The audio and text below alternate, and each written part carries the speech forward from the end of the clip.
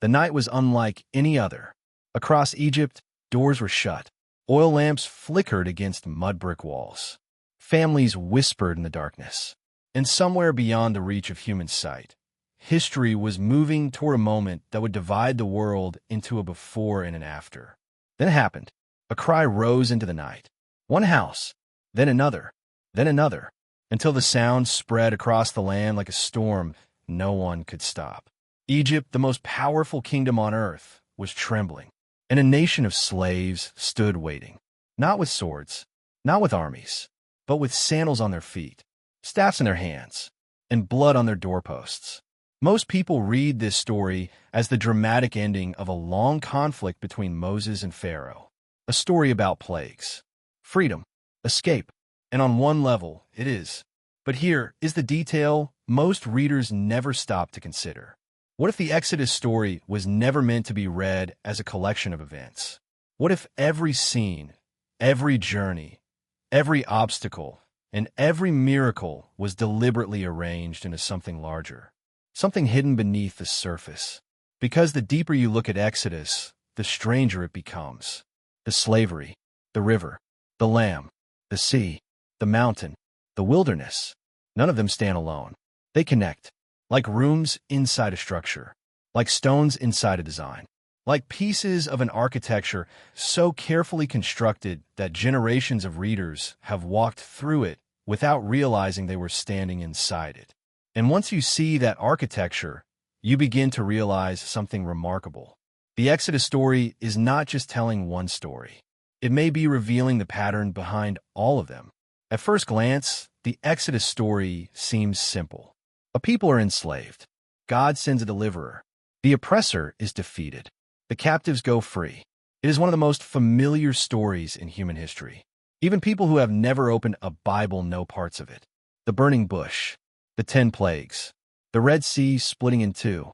But familiarity can be deceptive.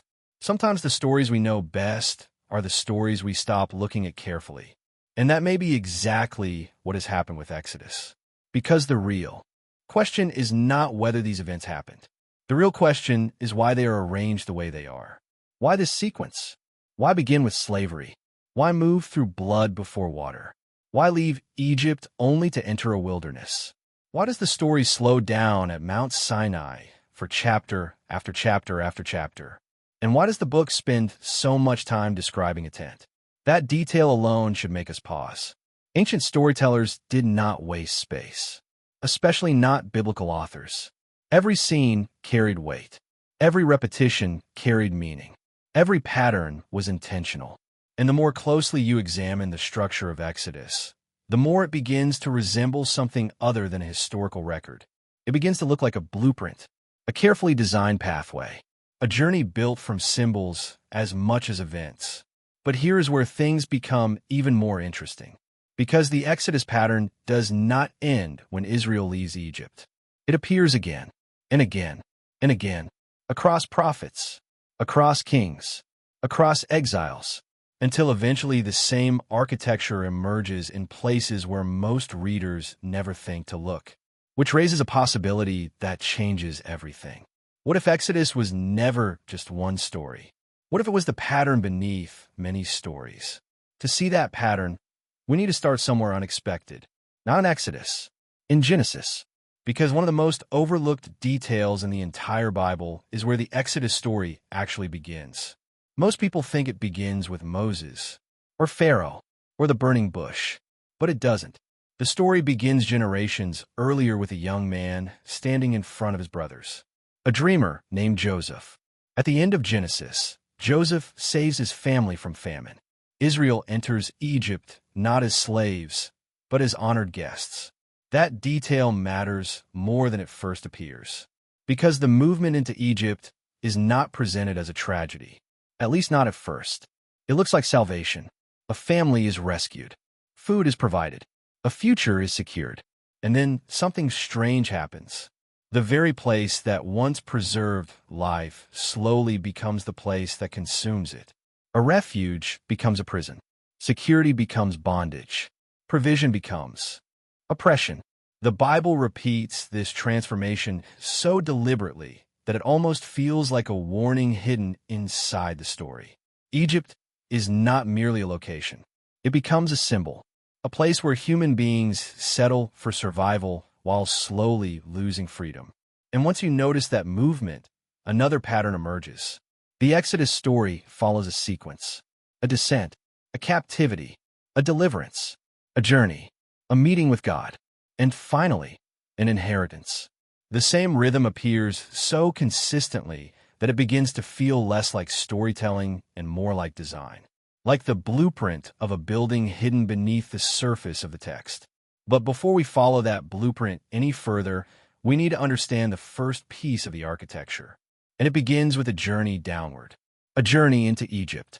The journey into Egypt is one of those details most readers pass over without stopping. A family moves. A famine is survived. A new chapter begins. Simple, ordinary, almost forgettable. But biblical authors have a habit of hiding enormous ideas inside seemingly ordinary movements. And the deeper you look at Egypt, the less it feels like a country and the more it feels like a pattern. Notice what happens. The descendants of Abraham enter Egypt with promises. They leave Canaan because they are hungry. They arrive because they need life.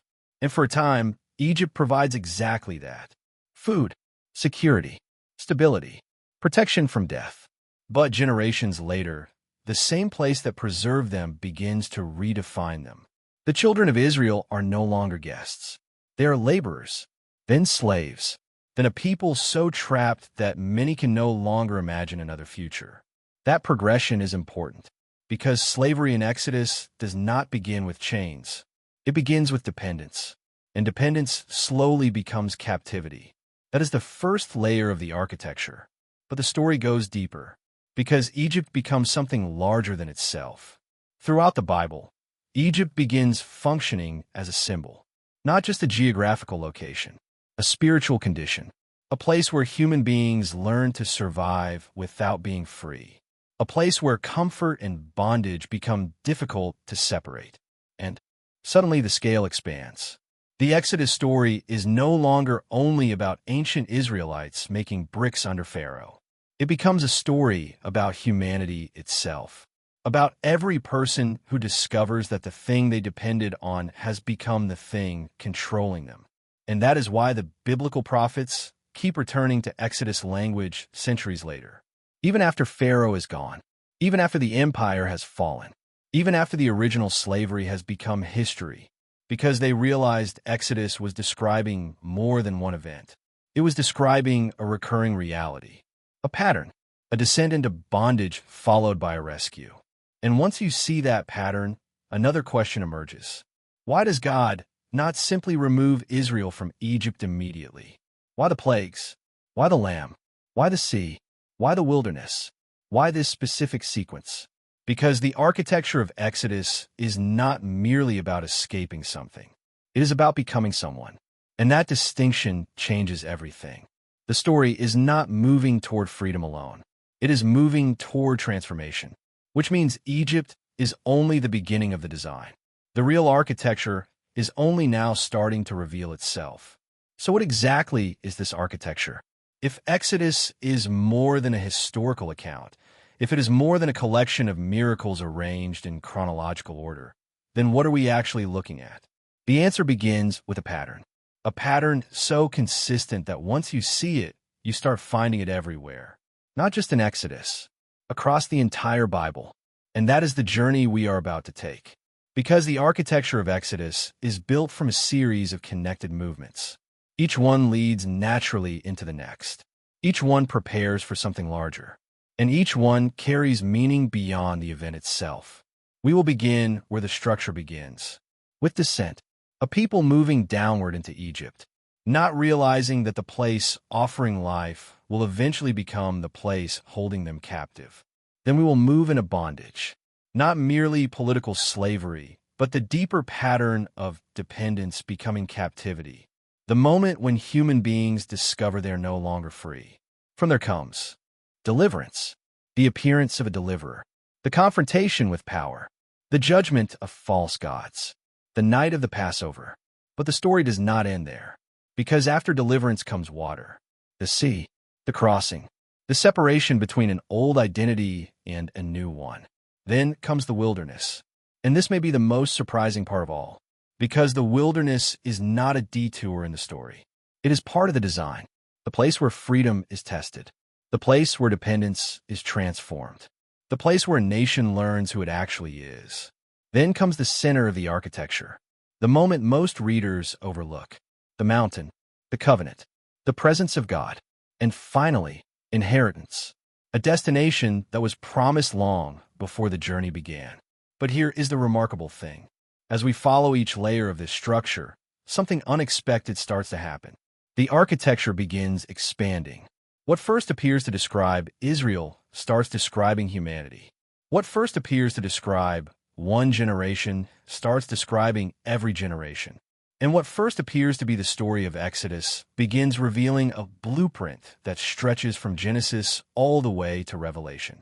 So let us start where every Exodus begins, with a deliverer. Every Exodus begins with a deliverer.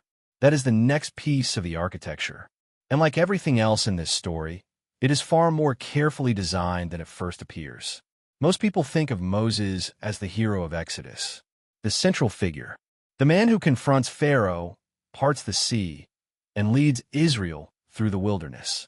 But the biblical authors seem interested in something deeper than biography, because when you slow down and examine the structure of Moses' life, you begin to notice a pattern. And once you see it, you start seeing it everywhere. Let us begin at the beginning. The world Moses enters is already filled with fear. A new Pharaoh has risen in Egypt, one who does not remember Joseph, one who sees Israel not as neighbors, but as a threat. The Hebrew population has grown. Their numbers have multiplied, and Pharaoh reaches the conclusion that every tyrant eventually reaches. If the people cannot be controlled, they must be reduced. So he issues an order. Every Hebrew son is to be thrown into the Nile. At first glance, this feels like historical detail. But here is what makes this story strange. The deliverer enters the story under the shadow of death. Before Moses speaks, before he leads, before he performs a single miracle, someone is already trying to destroy him. That pattern matters, because it will appear again, and again, and again. But let us stay with Moses for a moment. Imagine the psychology of the world he was born into. A mother hiding her infant, listening for footsteps outside, trying to keep a child silent long enough to survive another day. Every cry a risk, every sound a threat, every sunrise uncertain. The Exodus story is not born in triumph. It is born in fear, and fear is often where biblical deliverance begins. Then something remarkable happens. Moses is placed into a basket and sent into the Nile. Most English readers miss the literary detail hidden here. The Hebrew word used for Moses' basket is teva. It appears only twice in the entire Hebrew Bible. Twice. Once for Moses' basket, and once for Noah's ark. Not ship, not vessel, not container. Teva, the same word. The author is connecting the stories intentionally. A child enters the waters. A family enters the waters. Both are preserved through judgment. Both emerge into a new future.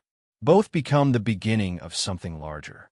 The architecture is already revealing itself, and the story has barely begun. Then comes another unexpected turn. Moses grows up not among slaves, but in Pharaoh's household. Think about the tension this creates. An Israelite raised as an Egyptian, a man with two identities, two cultures, two worlds. He belongs completely to neither. And that tension eventually explodes. One day, Moses sees an Egyptian beating a Hebrew slave. Something inside him breaks. He intervenes. The Egyptian dies. And suddenly the future deliverer becomes a fugitive. He flees into the wilderness. Now notice what has happened. The man chosen to rescue Israel cannot even rescue himself. The future leader is running. The future liberator is hiding. The future prophet is alone. This is one of the recurring psychological patterns of Scripture. God repeatedly chooses people at the moment they appear least qualified. Abraham is too old. Joseph is imprisoned. David is overlooked. Gideon is afraid. Jeremiah feels incapable. And Moses is hiding in Midian, wondering how everything went wrong. 40 years pass. 40 years. Long enough for dreams to die. Long enough for ambitions to disappear. Long enough for a man to stop imagining that history still has a place for him. And then the fire appears. A bush burning in the wilderness. Flames without consumption. Presence without destruction. Power without chaos. Most people focus on the miracle, but notice the architecture. Before Moses can deliver anyone else, he must first encounter God. Before there is liberation, there is revelation. Before there is mission, there is presence. That sequence matters, because it becomes one of the fundamental rhythms of the Exodus pattern. And here is where the story moves even deeper. Moses asks a question, a simple question, a human question. When the people ask who sent me, what shall I tell them?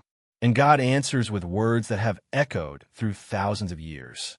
Ihyeh asher ihyeh. I am who I am. Or perhaps more accurately, I will be what I will be. The Hebrew verb behind the phrase is haya, to be, to exist, to become. The name is deliberately larger than a definition. God does not give Moses a category. He gives Moses a mystery, a name that refuses to fit inside human expectations. And that is significant, because Pharaoh represented a world where power was controlled, named, measured, managed. But the God Moses encounters cannot be reduced to any system. He is not one force among many. He is the source of being itself. And suddenly the scale expands again. The story is no longer merely about an oppressed people seeking freedom. It is about the collision between two visions of reality. One built on domination. One built on divine presence. One built on human power. One built on God's sovereignty. And this is why Moses matters. Not because he is extraordinary, but because he becomes the meeting point between bondage and liberation, between wilderness and promise, between fear and calling. He stands at the threshold, the place where the architecture begins to turn. But there is another reason the deliverer pattern matters. Because Moses is not the only figure who follows it. Look closely. A child threatened by a ruler, preserved from death, passing through water, entering the wilderness, emerging to lead God's people. Those details are not isolated. They are seeds, patterns planted into the biblical narrative long before their full meaning becomes visible. And that is what makes the architecture of Exodus so remarkable. The story is always doing more than it appears to be doing. Every scene points beyond itself. Every symbol reaches forward. Every detail prepares for another layer still waiting to be revealed. And the deeper we move into the story, the clearer the design becomes. Because the deliverer is only one part of the blueprint. The next stage is even more surprising. The architecture of rescue itself. The architecture of Exodus does not reach its climax at the burning bush, or even with Moses. The deliverer is important, but a deliverer alone is not enough. Because the deeper question remains unanswered. How do you free an entire people whose identity has been shaped by generations of slavery? How do you liberate not only their bodies, but their imagination? How do you teach people to think like free men after centuries of thinking like captives? And that is where the architecture moves into its next phase. The architecture of rescue. Most modern readers imagine the Exodus as a simple escape story. A powerful ruler refuses to let the people go. God intervenes. The people leave. End of story. But Exodus itself refuses to tell the story that way. Instead, it slows down. It lingers. It spends chapter after chapter describing a sequence of events that seem almost repetitive. A confrontation, a plague, a refusal, another confrontation, another plague, another refusal, again and again and again. At first glance, the repetition feels strange. But here is what most people miss. The repetition is the point. Because Pharaoh is not merely resisting Moses. He is resisting reality itself. To understand why we need. To understand something about ancient Egypt. Egypt was not simply a political superpower. It was a religious universe. The Nile was sacred. The sun was sacred. The land was filled with temples, priests, rituals, divine symbols. The Pharaoh himself was considered the living embodiment of divine authority. In other words, Egypt was built on a complete vision of how the world worked, a complete explanation of power, order, security, meaning, and then Exodus begins dismantling that system piece by piece. This is where the architecture becomes extraordinary, because the plagues are not random disasters. They are targeted, intentional, almost surgical. The Nile turns to blood. The river that sustained Egypt suddenly becomes undrinkable. Darkness covers the land. The civilization built around the sun god finds itself unable to see. Life stuck deep. Crops fail. The foundations begin to crack, one layer at a time, and the deeper message becomes clear. The Exodus story is not merely about freeing Israel. It is about exposing false foundations. The Hebrew text repeatedly uses a fascinating phrase. Again and again we hear that Pharaoh's heart was chezak, often translated hardened, but the word carries more complexity than that. Chazak can mean strengthened, made firm, made rigid. The image is not merely stubbornness. It is fixation, a refusal to change course even when reality itself is demanding change. And suddenly Pharaoh becomes more than a historical figure. He becomes an archetype. The human tendency to cling to control long after control has become destructive. The tendency to protect systems that are already collapsing. The tendency to double down when surrender is the wiser path. And that is why the story continues escalating. Not because God enjoys judgment, but because every layer of resistance reveals another layer of bondage. The bondage of Israel, the bondage of Egypt, the bondage of Pharaoh himself. The architecture is expanding again. What began as a conflict between two men becomes a confrontation between two kingdoms, two visions of reality, two understandings of power. But then the story slows down dramatically, almost as if the narrative itself takes a deep breath, because now we arrive at the center of the rescue architecture, the Passover. And this is where the story becomes deeply personal.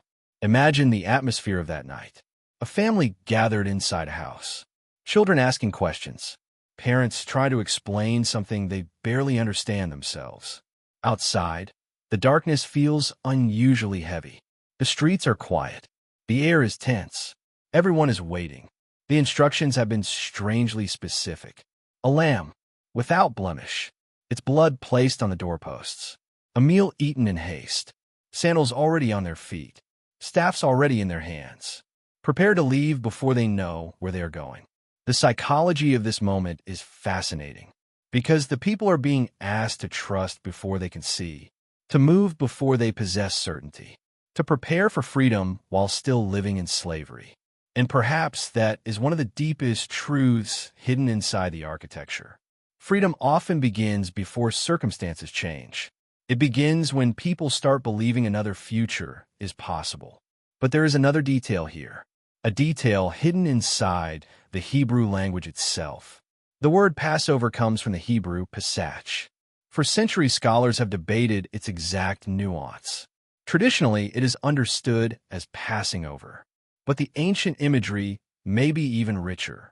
Some scholars suggest it carries the sense of protecting, shielding, hovering over, like a parent standing between danger and a child. That possibility changes the emotional texture of the story, because God is not simply skipping certain houses. He is guarding them, covering them, standing over them. The architecture of rescue is not merely about escape. It is about protection, presence, relationship. And then comes the departure. At last, the moment everyone remembers. The people leave Egypt. But even here, the architecture refuses to follow ordinary expectations. Because freedom does not lead directly into inheritance. Instead, it leads to water. A sea stands in front of them. An army stands behind them. And suddenly the newly liberated people discover something uncomfortable. Freedom has not removed fear. The text captures this moment with remarkable honesty. The people panic. They complain. They question everything. They begin romanticizing the very place they beg to leave. And psychologically, that makes perfect sense, because captivity may be painful, but it is familiar. Freedom is unfamiliar, and unfamiliarity often feels dangerous. This is one of the reasons Exodus continues resonating thousands of years later. The story understands human nature. It understands how easily people return emotionally to places they have physically escaped. But then the sea opens, and once again the architecture reveals another layer. The Hebrew phrase used repeatedly in this section is Yam Suf, often translated Red Sea, though the phrase likely means Sea of Reeds. Yet the precise geography is not the primary point. The symbolism is. Water in the ancient biblical imagination often represented chaos, uncertainty, the untamed edge of creation. And now Israel must pass through it. Notice the sequence: the lamb, then the water, protection, then passage, rescue, then transformation. This order matters because Exodus is not simply describing a route out of Egypt. It is describing a pattern, a blueprint, a movement from old identity to new identity, from bondage to freedom, from fear to trust, from one reality into another. And this is why the architecture of rescue becomes one of the most influential patterns in all of Scripture. Because long after Moses, long after Pharaoh, long after Egypt became history, biblical writers continue returning to this blueprint again and again and again, as though they understood something most readers overlook. The Exodus was never merely an event. It was a template. And the deeper we move into the story, the more astonishing that template becomes. Because the sea is not the destination. The wilderness is waiting. The wilderness is where most people assume the story slows down. After all, the great miracles seem to be over. The plagues are behind them. The sea has been crossed. The chains are gone. What remains appears to be a long journey through empty land. But that assumption misses one of the most important features of the Exodus architecture. Because the wilderness is not a pause between redemption and promise. It is the place where redemption becomes transformation. Think about the sequence. Israel leaves Egypt in a single night. But Egypt does not leave Israel in a single night. That process takes years. The slavery ended quickly. The reshaping of identity did not. And that is why the biblical narrative spends so much time in the wilderness. Not because nothing is happening, but because everything important is happening. The people who entered the desert were former slaves. The people who would eventually inherit the promise needed to become something else. A covenant people, a holy nation, a community shaped not by Pharaoh's voice, but by God's. And that brings us to what may be the most overlooked moment in the entire Exodus story. Mount Sinai. Most readers remember the sea. Few remember the mountain. But the architecture of Exodus points directly toward it. Notice the pattern. Israel is not rescued and then abandoned. They are rescued and then invited. Invited into relationship. Invited into covenant. Invited into the presence of the God who delivered them. This is why the narrative suddenly slows down when they reach Sinai. Thunder fills the sky. Clouds cover the mountain. Fire descends. The ground trembles. And for a moment, the imagery feels strangely familiar. A mountain, fire, divine presence. The same God who appeared in a burning bush now covers an entire mountain. The scale has expanded, but the purpose remains the same. Revelation before mission. Presence before inheritance. And here is the detail that changes everything. The true center of Exodus is not freedom. It is presence, not escape. Presence, not the defeat of Pharaoh. Presence. The architecture has been moving toward this moment all along. Because God's goal was never simply to get Israel out of Egypt. His goal was to bring Israel near. The covenant at Sinai reveals what the story has been saying from the beginning. Deliverance is not the destination. Relationship is. And once you see that, the rest of the Bible begins to look different. Because the prophets start describing a future Exodus. Not merely another escape. Another return to God's presence. Isaiah speaks of highways in the wilderness. Jeremiah speaks of restoration. Ezekiel speaks of God dwelling among his people once again. The pattern keeps returning. The architecture keeps reappearing. Almost as though Exodus was designed to point beyond itself. And centuries later, another figure emerges from the pages of Scripture. a child threatened by a king, a journey connected to Egypt, a passage through water, a season in the wilderness, a mountain where divine teaching is given. The pattern appears again, not copied, fulfilled, and suddenly the architecture of Exodus becomes larger than Israel, larger than Moses, larger than Sinai itself. It becomes a blueprint running through the entire biblical story, a blueprint that begins in bondage, moves through deliverance, passes through transformation, and ultimately leads toward one destination: the presence of God among his people. When most people think about Exodus, they think about what Israel left behind: the slavery, the oppression, the fear, the long years beneath Pharaoh's rule. And those things matter. They are part of the story. But after walking through the architecture of Exodus, it becomes clear that the story was never primarily about what Israel escaped. It was about where they were being led. That is the detail hidden beneath every layer of the design. The descent into Egypt, the bondage, the deliverer, the lamb, the sea, the wilderness, the mountain. Each piece points in the same direction, toward presence, toward relationship, toward God dwelling with his people. And perhaps that is why the Exodus pattern keeps returning throughout Scripture, because it speaks to something larger than ancient history. It speaks to a reality that every generation understands: the experience of being trapped, the longing to be free, the fear of stepping into the unknown, the slow transformation that happens between who we were and who we are becoming.